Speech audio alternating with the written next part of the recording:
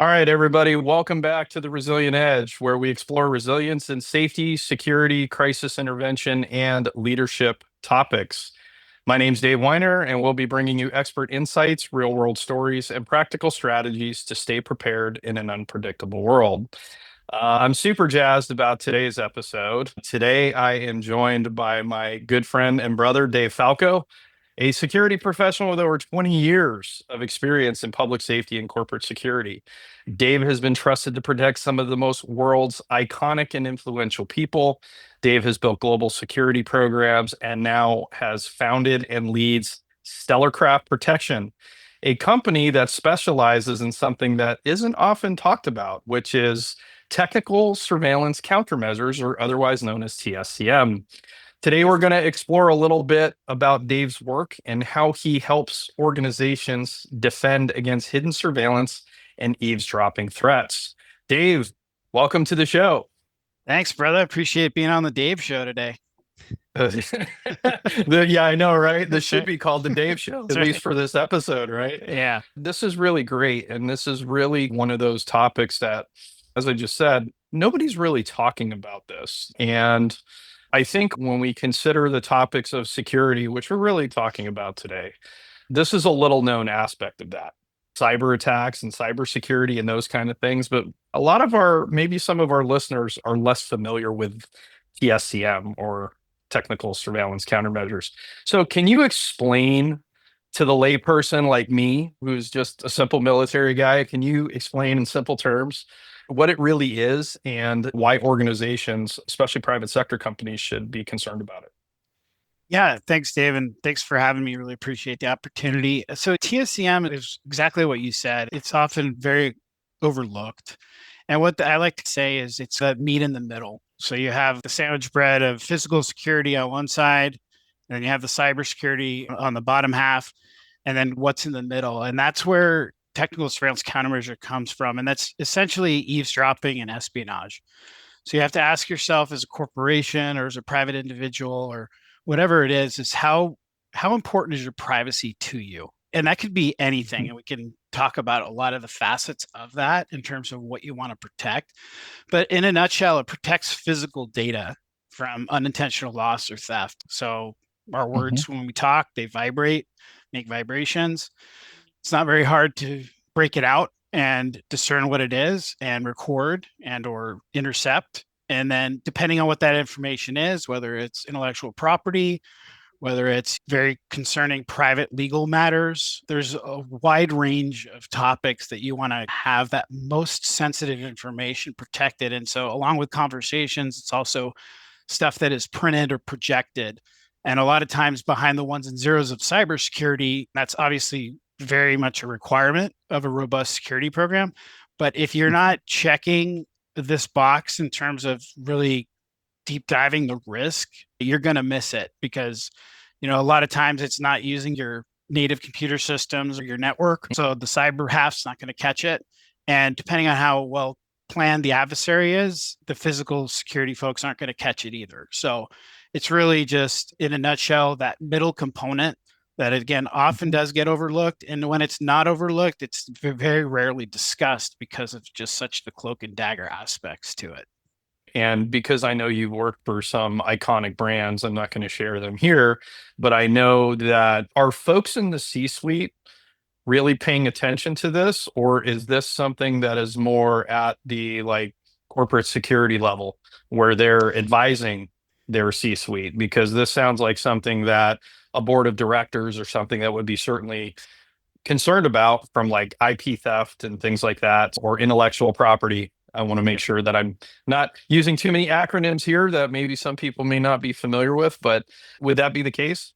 Yeah, and in some respects, a lot of times it's due diligence. It could be a mandate from the board. It could be a simple Mhm. discussion amongst C-suite leaders to say, "Hey, we want to make sure we protect this information for the board, or for the earnings calls, or Mhm. whatever investor relations, or whatever type of sensitive information is being discussed." Again, we're worried about that stuff getting out when we don't want it to. Right. So a lot of it is publicly known information, but a lot of it is not, and you really want to safeguard the stuff that you don't want to be let out for obvious reasons, whether it's shareholder confidence. You could have competitors steal potentially secrets and things like that. So you really want to keep it close to the chest. But anyone who's been doing this long enough knows, and it really goes with any aspect of security. If you're not proactive and if you're not getting regular baselines in terms of what does the environment look like on a day-to-day basis, not necessarily just when you want to have these close to the chest conversations. And without that, information, it makes it a lot harder for the probability of intercept, or POIs, what we call it, in terms of finding Mhm. that bad actor or that active transmitter or whatever the issue Mhm. is. I imagine it's probably a lot more difficult for organizations that may do a lot of offsite work, or they bring their teams together at a large hotel for a conference or, a team meeting versus their own office space where it's, a lot more controlled in most cases, especially some of these more iconic brands that have a lot of security, physical and cyber type of security. So have you found that to be more of a challenge or more calls for like event type stuff? Without a doubt, when it comes down to it, when you're looking at this type of espionage or technical surveillance, when you don't control the environment that you're in to the best of your abilities, and that speaks exactly what you're talking about. When it's offsite, when there's more variables and the space isn't necessarily owned, I like to say, by you, it creates a very large challenge in terms of what we're trying to do. And obviously, the nature of the beast is that companies are going to have their get togethers or their meetings Mhm. where they decide they need to do it for a variety of reasons, whether it's financial, whether it's traditional, things like that. But when you don't have the controls in place and there's just too many outside factors that can come into it. So just a simple thing is like Wi-Fi, things like it's obviously best practice to not connect to public Wi-Fi's, to connect to rogue networks. A lot of times you'll see networks that show up as the same name as the network you're used to Mhm. connecting to, whether it's a hotel or et Mhm. cetera. And you have to just be really careful in terms of that. So what we do in terms of not only just doing the space and checking it using equipment and physical searches and various different Mhm. things that we do to make sure that it is a safe space to have sensitive conversations, offering up best practices in terms of, okay, how can you make this better and more secure? And to those points of simple little things like not connecting, bringing in your own Mhm. network when possible. Yeah. And just like any aspect of security on the physical side or the cyber side, when you're Mhm. out in the uncontrolled areas, let's say, where Mhm. you're not inside your company, there's just a lot more risk in terms of what you're doing. There are ways to mitigate it. You just have to go about it Mhm. smartly. Yeah, absolutely. Thinking through this, what are some of the more surprising things that you've seen out there, or some of the common threats you uncover when you're doing a sweep for a typical organization? What are some of those things?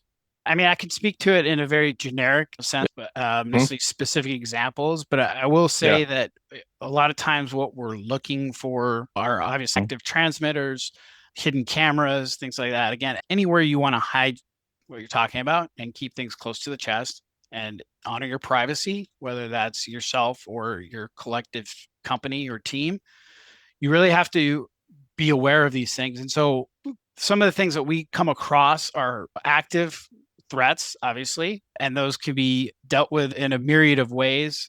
It's always best to have kind of the marching orders beforehand so that when you go up against it and you're doing services for a company, what's the standard protocol? Like, what do you want done? Because sometimes you want to leave something in place to possibly exploit it and find out more about who the adversary is. And other times it's just best to just rip it out, disconnect it, whatever that is. And we just want to have those conversations ahead of time. So to answer your question, I would say vulnerabilities can include everything from devices left behind, whether that's intentionally or unintentionally. Then again, everything in this world today can ping via Bluetooth, Wi-Fi, cellular signals, things like that. So there's a challenge when companies don't have a no device policy, which I totally get because it's counterculture and it sends a bad message, but there's a sweet spot to come across that. So other vulnerabilities we can find are emanations coming from bad cabling. So if somebody knows what they're doing and they have the right equipment, they don't even need to be in the space. They can be in a close range and know what to tune into. And if your cabling is bad enough, what you're seeing on your computer and where that cable is going to, whether it's a port, switch, server, an IDF room, that information can be discerned just from the signal emanating from that bad cable. So let's say they were left for something else, but it's still in the space that we want to make sure we're secured. Wow, that's really super interesting. You started to allude to this, but I think this is something that we should touch upon.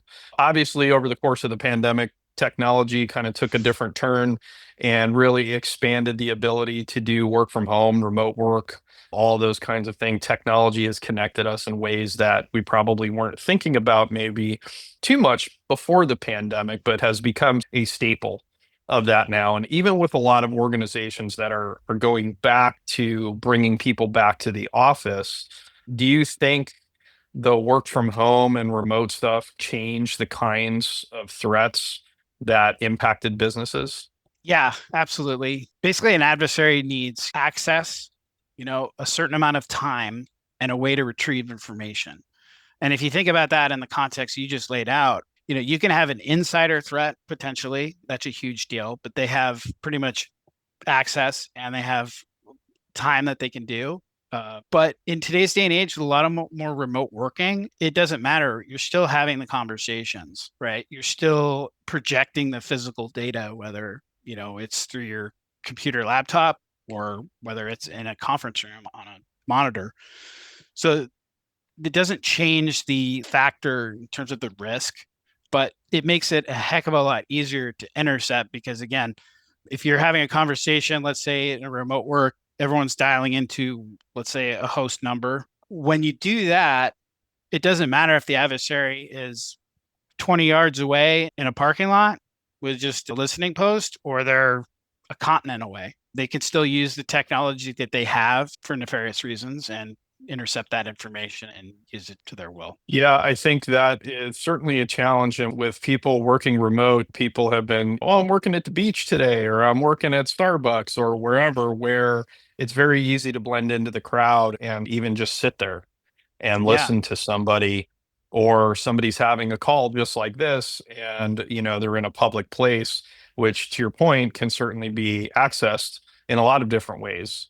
Are you aware of companies who highlight these sort of things with their employees as far as like, hey, if you're out in public or if you're going to take a meeting, make sure you're in a secure location or something like that? Are companies sort of taking that seriously? I can speak to my personal experience when I was building a corporate security program based on what we're Mhm. talking about with TSCM. Mhm. Again, a big part of that is proactivity and education and just providing very simple, easy to put into practice steps that you can do to make yourself a little bit more private or secure. And to what you're saying exactly, we run that risk when we're outside in public or when we're outside of the office. You have that X factor, which you don't know. You can't control what you don't know, right? And it's out there. And going back years, decades, centuries, espionage and eavesdropping has been integral part of everything. George Washington was a famous spy. The British said that it wasn't that they beat us militarily, it was that they beat us via espionage and via spying and using very simple, back then, hundreds of years ago, using that technology, so to speak. So, like invisible ink or coding or cartographing, different things like that. Today's day and age, we have so many more tools to help us do our jobs, but at the expense of that, there's so many more ways to intercept information and steal it. Yeah, lots of risks. And we always talk about an ounce of prevention, Yeah, right? Is certainly worth a pound of cure. And unfortunately, when you and I both know and having worked in the corporate security space, that not every employee is going to heed those warnings. And but in a situation, obviously there are companies that do, go through this, and you and I are both aware of those, but how widespread it is up for debate probably. If somebody doesn't follow a protocol, let's say, right? And a company feels like they've been compromised in some way, shape, or form, what are some first steps they should do before calling in an expert like yourself? Or should that be the first call? Either way, but you bring up a good point. A knee-jerk reaction is just the worst thing you can do in any situation, especially in emergency services or protection, security, and safety, and things like that. A lot of times we want to react based on that adrenaline. And sometimes our first reactions are right, but not always. So I would answer that with this caveat.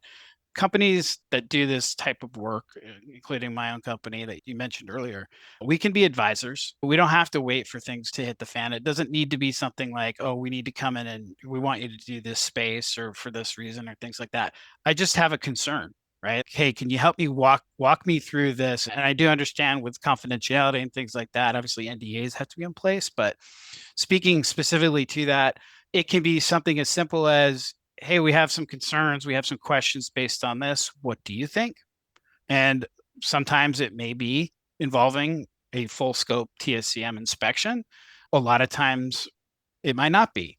So, what I would answer with that is get the facts of what you know, right? Because I've had in prior careers in this field, I've had requests to, hey, come do this entire 35,000 square foot building like now. Like we have a leak, it got out, we need this done. And you just kind of have to walk them through the risk process. Like, okay, let's try to understand what actually is the root of the cause of the problem. Let's say X happened and they want complete sound mind of the entire space. Well, the entire space isn't necessarily the issue, right? And that's Mhm. unrealistic. You know, a lot of people don't really seem to understand that what goes into TSCM services, it takes a lot of work. It takes some technology. It takes a tremendous amount of focus. And if we're scattered across multiple floors and multiple rooms, I would say the probability of intercept is less because there's just so much to digest, so many different signals, so many different environments. So let's get to the root cause of the problem. Where did it happen? Do we know that? Okay, yeah, it happened on this floor or in this room, or oh, we're not sure. Okay, maybe check CCTV and see if you can check to track this issue or this problem and try to find out where in what areas that was. Because again, we can't just come in and wave a magic wand and call it good. It's very intensive, but very impactful and effective if done right. So just kind of get the ducks in a row, try to understand what the situation is and where the parameters are in terms of the reach of that risk. And also the thing that I think that sometimes gets left out is once you've cleared, and I use that term very loosely, once you've cleared an area, now you have to secure it somehow. Yes. So there isn't a risk of it becoming contaminated again, which in some cases sometimes requires staffing. And if you are talking about a 35,000 square foot facility, that's an awful lot of real estate to try to lock down. And yeah, so I agree with you. I mean, you have to ask like, what is the cost benefit Mhm. analysis? Like, is it for peace of mind? Is it to intercept the issue, find the problem? So integrating TSCM within executive protection or physical security does a lot of things to what you just talked about because we can come in as a company and check a space, however long that takes, and then provide findings to the client and let them know that, yeah, there was no active transmitters. These are a few vulnerabilities you probably want to shore up for later so that they can't be exploited by anything. These are some best practices for keeping things. But in the corporate environment, we don't operate a lot with SCIFs, which are secured compartmental information facilities. That's a government term. And it would be certainly great to have a no device room that's locked down, that's monitored 24 hours a day with physical security on site. And then you have your secret meetings in there. And it's constantly in a state of being a secure space.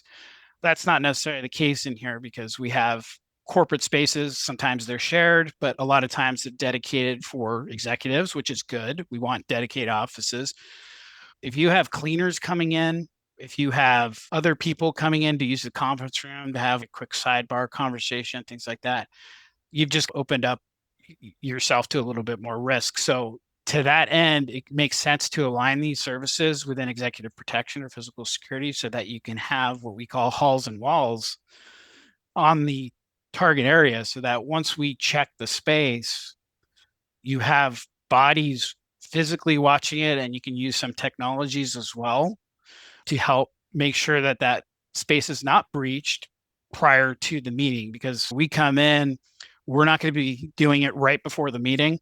Usually it's a certain amount of time in advance, but you have that gap of area where, as soon as we go away, if there's nobody there to watch it, it's might as well have been like we didn't do it at all. So have those folks or those measures in place so that the meeting can go start and conclude, and then you can worry about, okay, do we want to keep this space live? Do we want to recheck it? There's nothing wrong with checking a space afterward as well, just to make sure nothing's left behind. I know we've spent a lot of time talking about companies and organizations, but just so we can make sure that we cover all of our bases today, what can individuals do to make sure that they can avoid having their privacy breached or having a breach of their own? Because breaches are a breach, whether somebody gets your personal information Yep. or anything like that. So, what are, from your view as an expert in this area, what are some best practices that people can do to keep themselves resilient outside of the workplace? And before I answer that, I'll give the caveat of we're looking at corporate espionage, Mhm, anti-eavesdropping, anti-corporate mhm, espionage. It's not state sponsored. If we go up against mhm, something like that, we're not a government. We don't have the tools, the capabilities, the training, things like that. mhm. But that being said, there's plenty of information and privacy to violate, information to steal, privacy to violate in the private sector, whether that's for profit, for exploitation, et cetera. So I would say that some very basic low hanging fruits are, we talked about it a little bit earlier, but do not connect to any networks that you do not know about.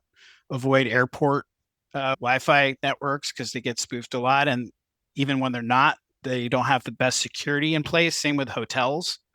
The best way to mitigate that is to bring in your own Wi-Fi or hotspot, or use your phone to get out and get your connectivity to the web.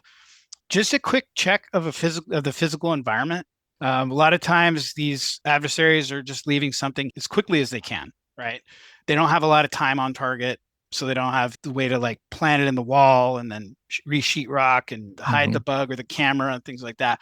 Just take a quick look in cushions and things like that when you're in environments such as hotel rooms or conference centers, things like that. Just use your eyes just to assess the area, just again to make sure nothing's left behind, avoiding connecting to those networks. And then also for hardware as well, avoid public charging. If you do have to plug in to charge, use the connector on your phone. Don't just use the data port. And that's same with hotels, airport chairs, things like that. Those are very easily manipulated and hacked, so to speak, so that people can just, instead of just charging your phone, it's actually sending all the data out. So those are really great things for people to think about. And that's really sage advice that not everybody, again, follows out there.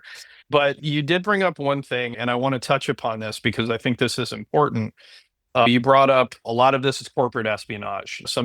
Another company spying on another company's tech because they're trying to build XYZ or something along. This isn't state sponsored type of things, Right. but there is a difference a little bit between information and intelligence, right? So there's a huge difference. Do you want to elaborate on some of that a little bit for the listeners in your mind? Because if you're dealing with espionage, you're sometimes information is great, but intelligence is usually better, right? Absolutely. Yeah. Protective intelligence or vetted intelligence, not just Google searching, can make the difference, a huge difference, because it doesn't even have to be technical surveillance that people are using against you, although in today's day and age, it's fairly easy to do. But to your point, intelligence informs best practices, best decisions, and let's face it, the best way to keep you safe. The adversaries today, like I said, it doesn't have to be technical surveillance, like whether they're going to kill somebody with physical harm or whether it's an assault. They're the adversary is gathering intelligence. Like they're trying to get information, and they can use social media. So that's another big one too.